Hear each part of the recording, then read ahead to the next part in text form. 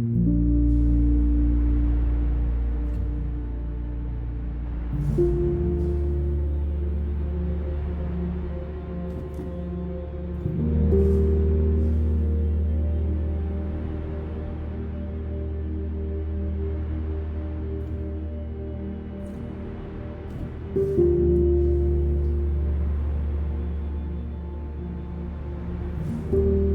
guys, it's Artie from LUCIDPIXUL and welcome back. Do you know what I love? I love hearing stories from people about their experiences, the lessons they've learned in their life. I love it when people share their experiences with me, when they share their stories with me. I love sharing my stories with other people.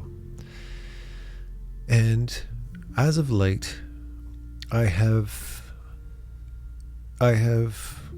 earned, through my life experiences, an empowered, a larger, a more intense appreciation for the human body and the human mind.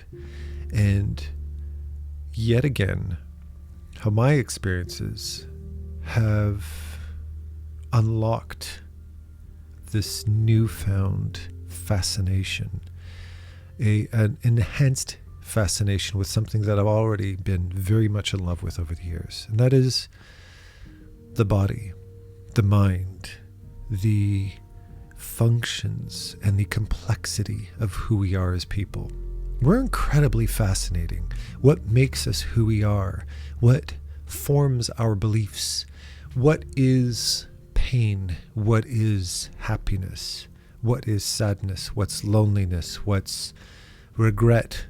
What's suffering? What's euphoria? What's joy? What's love? And how all of these neurological and physical and climactic factors that play into who we are, how we're these interconnected species within ourselves and outside of ourselves, how we connect to one another through our different means, and how we share in these experiences with each other. And over the last few weeks, I've been sharing a very profound and very life-altering, in a very positive way, story about dealing with chronic pain for the last 9 months. My back, my butt, getting MRIs, speaking to doctors and physiotherapists, discovering physiotherapists that I completely love, not only pre-healing, but now that I'm approaching more of the post-healing side of things and looking more into the neurological side of healing, the emotional side of healing, and neurologically getting over how we program ourselves with chronic pain, and being incredibly fascinated with this world of understanding about myself as I heal, as he's helped me with on my healing process, and further educating me moving forward. As a result of me sharing these stories on my channel, which you can go and check out for yourself, they're the last few videos on my channel. I've had some friends and some loved ones reach out to me with their own stories and sharing their own experiences, and have exposed me to learning resources and individuals who are at the forefront of innovation and understanding about our minds and bodies, that are people that are very much worth paying attention to. A popular one is Andrew Huberman, of course, who's exploded. I actually discovered him a couple of years ago. It was my tattoo artist, Julie Hamilton, who originally introduced him to me before he kind of kicked off and got on Joe Rogan and all that kind of stuff. So yes, I'm not a fair weather fan of Andrew Huberman, but a friend of mine, Amy Sherrier, if she's listening, shout out to Amy, who introduced me to somebody who I've been listening to recently, Howard Schubiner, I think that's how you pronounce his name, who talks about, the video she introduced me to was called Breakthrough with Healing Chronic Pain, and he talks about the emotional sides of pain and talks about the brain-body connection and how 95 to 98% of people who deal with chronic pain don't actually have a physical indicator of it. such as a head injury or a tumor or some kind of a structural issue, 95 to 98% of chronic pain is in the brain. And that's not to dismiss it as being fake or unreal or hallucinatory. No, it's real pain. Because he talks about how pain is not actually a physical thing. Brain is a signal sent to your body in response to certain red flags, certain emergency situations. Pain is your body's signal to say, lay off, be careful. And he compares it to sight, for instance. Look around your room, look around the space that you're in right now, and realize that your eyes don't see. All your eyes are light receptors. That those light signals are sent up to your brain, and your brain decodes that light into imagery. Isn't that fascinating? Well, he said pain is the same thing. Pain isn't inherent in the body itself. Pain is in the brain. It's not in the body. And the whole reason why I'm pulling you deep into this thought process in this talk today is because I'm a teacher. I'm an art teacher. And I've had the pleasure of being a full-time art teacher and running my mentorship since 2015. And I've been teaching prior to that for a good decade in schools and stuff like that. And I've had the opportunity to work with and to teach and to learn from thousands and thousands of artists of every different walk of life, from every different nationality, from every different demographic, with every different imaginable style. I've had the pleasure of really being deeply exposed to this mosaic called humanity. And I can say with absolute conviction, I don't regret meeting or getting to know any artist I've ever had the pleasure of meeting in person or working with online or having consultations with. Every single person is remarkable. And I really believe that. This isn't just me blowing hot air and throwing empty praise around. No, people are remarkable if you look at them through the lens of who they are. And all of these millions of different experiences that they've had that have led them to becoming who they are. Just stop for a moment. Just stop for a moment and put all of your biases about yourself aside. How you feel about your appearance, or how you feel about your talent, or how you feel about your lifestyle, or how you feel about your financial situation, or how you feel about the way you feel from day to day, be it emotionally or physically or socially or any of the above. Just put all of that aside and just think for a moment about what it's like to be a human, to be you, a person. Think about the billions of years of evolution that it took to become who you are today. The incredibly complex processes that led to you existing in the first place. And we can take this for granted because there's so many of us, at least on planet Earth. In the universe, we're only a small little handful of these unique creatures. But in the context of the planet that we live on, the billions of us that there are, it's easy to think that you're nothing special. But you are. Every single one of us are miracles. Miracles. And that's not something to be taken for granted. And as people, with our advancements in knowledge and science and chemistry and all these different things that make up our current state of understanding, we are only scratching the surface of our incredible complexity. You are an incredibly complex, fascinating, and precious thing that cannot be taken for granted.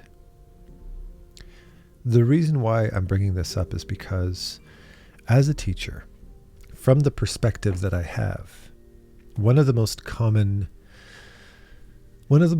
things that I speak to people about, at least at the very beginning of our time together, is their frustrations, their struggles, their pains of their career pains, their growth pains, their financial pains, the obstacles that are getting between, that they feel are between them and the success that they wish they could have. And this ranges from artists in their teens all the way to artists in their 70s and 80s. I've had the pleasure of working with artists of every level. And in the end, from an outsider's perspective, from my perspective, just being the person sitting there listening to them, I can always tell that they're okay. I can always I've never looked at anybody and went, boy, you're a lost cause. Some people are a bit annoying, some people can be a bit of a pain in the ass, but 100% of the time, I feel completely confident about that other person's ability to succeed. I feel completely 100% confident in that person's ability to thrive. But regardless of my beliefs, very often, that person will not believe my beliefs. If I look at somebody and I say, you're on completely the right track, you're doing just fine, you just need to adjust this and that, and things will start working out fine for you. The only time that doesn't take effect is when that person truly deeply believes that I'm wrong. They truly believe at their core that I'm just being nice, or they believe at their core that I don't know them as well as they know themselves, or they believe at their core that I suck at my job, or they believe that I'm just nice. I'm just empty flattery. I'm just trying to encourage them through empty praise, give them a little bit of an ego boost and send them on their way. And that couldn't be further away from the truth. Because for starters, false encouragement, if you see somebody beating somebody else up, or you see somebody beating themselves up and you say, you're doing just fine, keep on keeping on, you're doing fine, just keep it up, is lazy, it's heartless, and it's damaging, isn't it? Because they're reaching out to me for some direction and guidance, and I'm misleading them, or I'm ignoring them at best. But I'm not giving them empty praise. What I'm doing is I'm carefully listening to them, but I'm also watching them.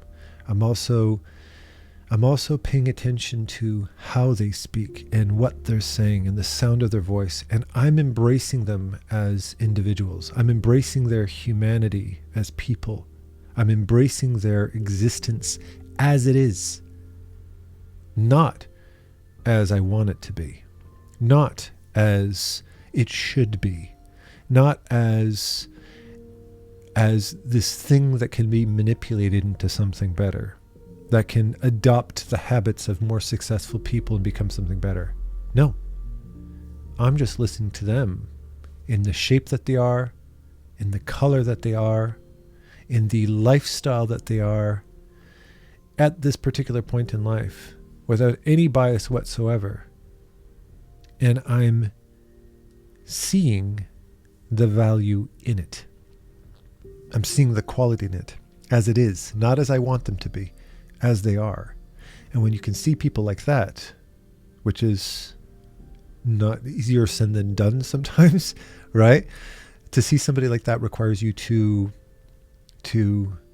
quiet your own thought process, to quiet your own beliefs. I have to put myself aside and put myself in the shoes of other people and truly see them and listen to them and embrace them as they are as individuals. But when I do, I always find promise, I find talent, I find beauty, I find love, I find brilliance, I find genius, I find all of the above. And to me, what really makes a person artistically, individually, intellectually, emotionally, socially, spiritually, what makes a person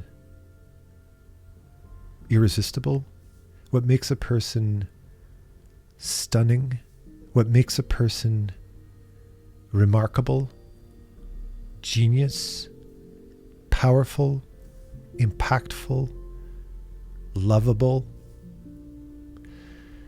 is the purest form of who they are. Here's your body. Here's your mind. Here are your hands. Here are your feet. Here's your hair. Here's your face. Here's your freckles. Here's your nose. Here are your eyes. See them. And the more truthfully and the more unapologetically that person embraces that true sense of self, if you can filter through all these geniuses, you realize that we are all on equal ground. I look at somebody like Jacob Collier with this incredible talent, because I've been listening to a lot of him lately. He's fantastic.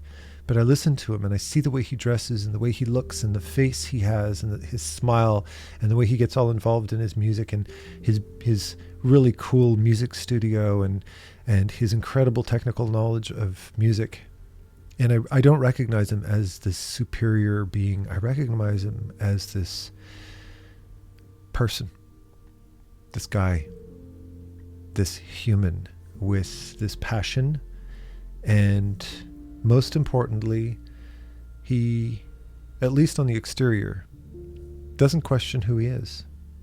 He's not trying to be an astrophysicist. He's not trying to be a fine artist. He's not trying to be anything that he thinks he should be. He just completely embraces his sense of self. And because that sense of self is so linear, and because that sense of self is so focused, yet he's so open-minded to culture and influence, and most importantly, the human experience, the emotion of sound, and how he can communicate through sound, that his communication is authentic, it's pure, and his technical skill is just there to communicate. It's there to communicate more effectively. Now, is Jacob Collier, as a musical example, is he smarter than everybody else?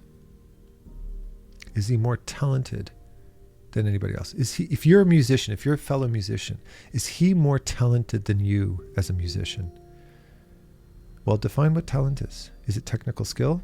That's one part of it. He's technically, he's off the charts, especially since I think he just turned 30 or he's like 29. He's still a young guy, right?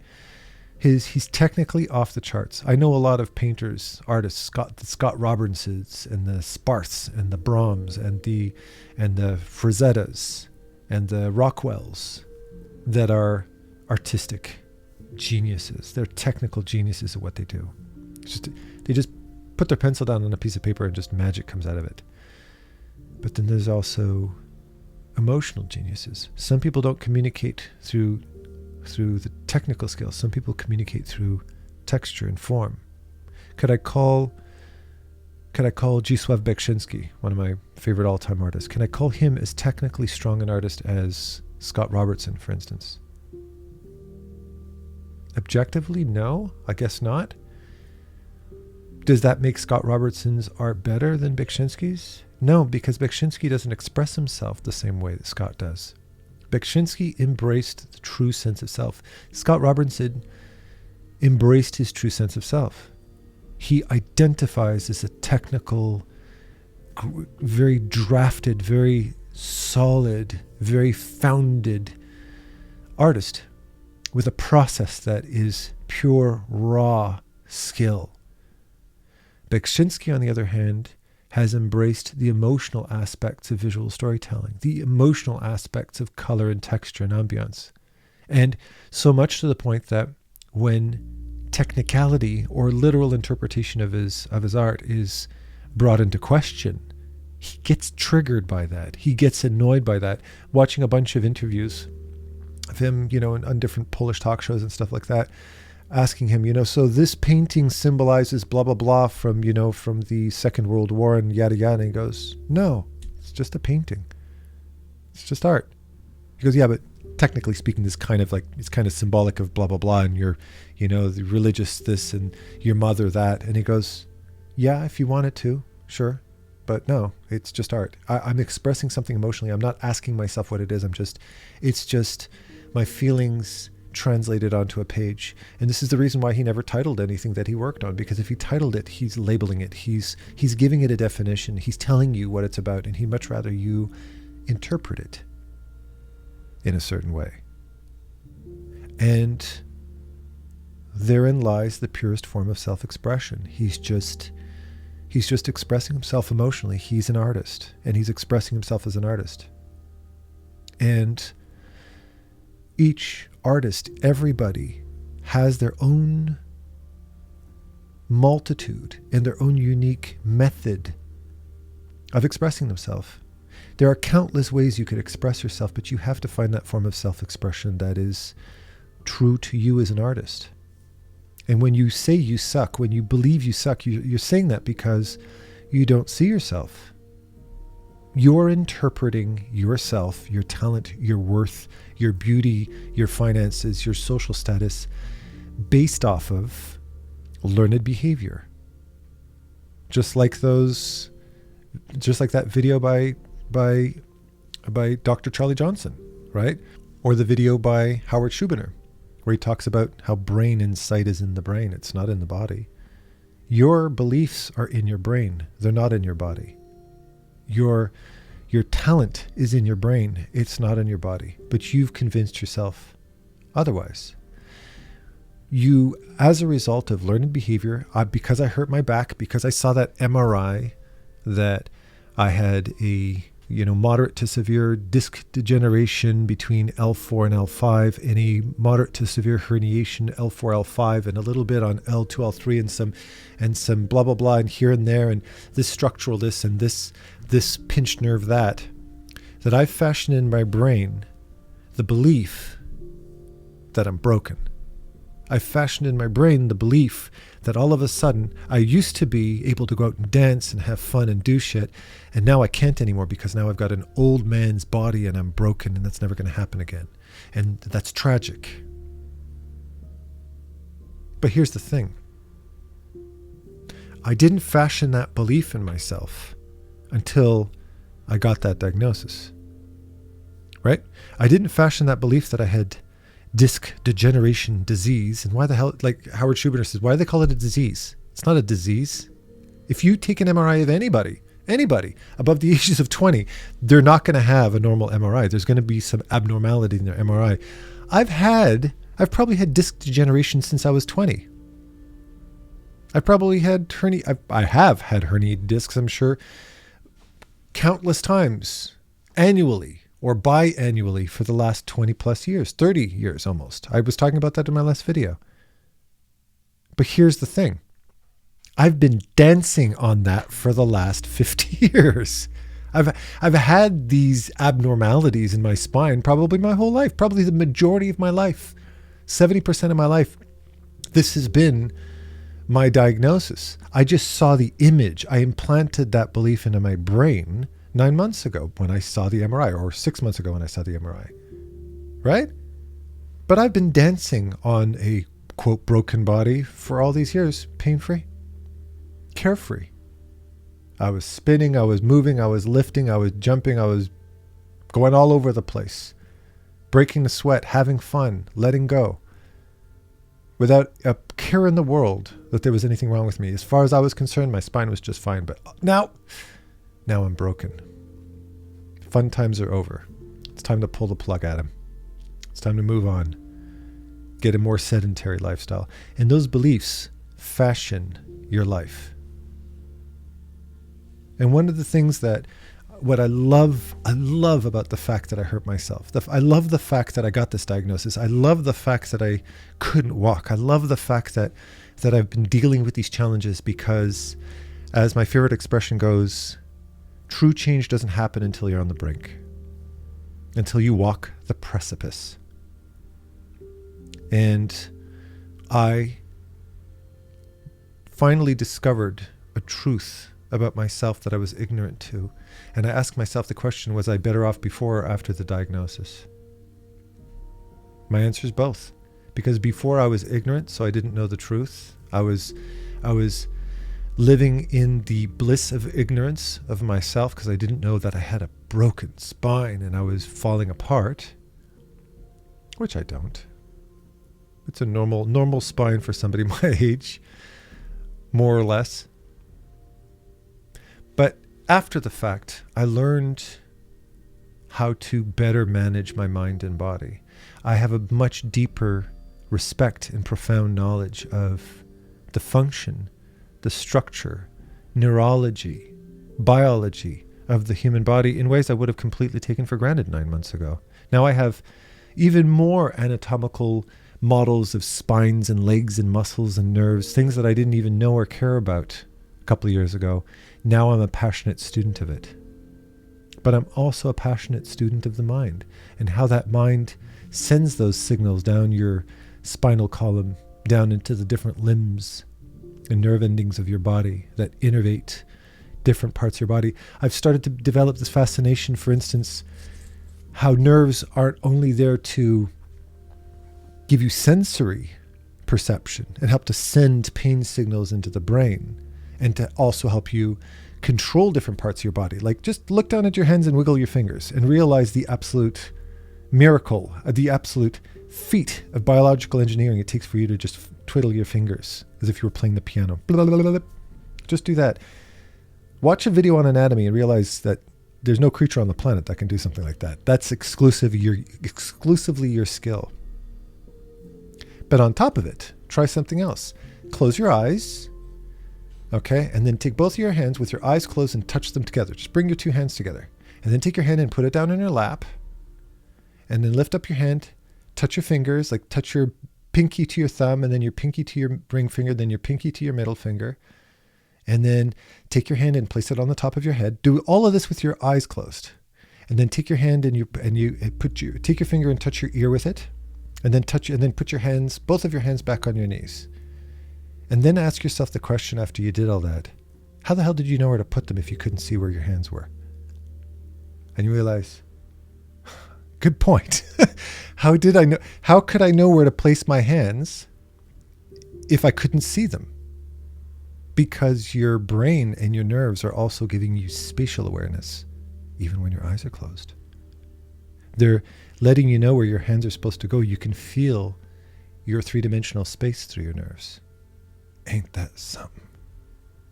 The same way a blind person can get four-dimensional sight through an enhanced sense of the acoustics of their environment, that they can navigate through busy streets and up and down staircases and find their way home and navigate their way through their house into their fridge and pick something up that fell down underneath their couch, and they can't see a damn thing with their eyes, but they can with their ears. And you're sitting there going, holy shit. Ain't that something? Do you think any of these things, do you think I would be sharing this knowledge with you, sharing these fascinating topics, opening up these venues of knowledge and conversation with you if I didn't hurt my back 9 months ago? And if I didn't get that MRI that told me that I was old and infirm and my best years are behind me? No. So the whole reason I hurt myself in the first place is not because I became broken. I've been broken for 30 years apparently. I've been eating myself for years. No. It's because I was ready for a lesson. I was ready to learn something.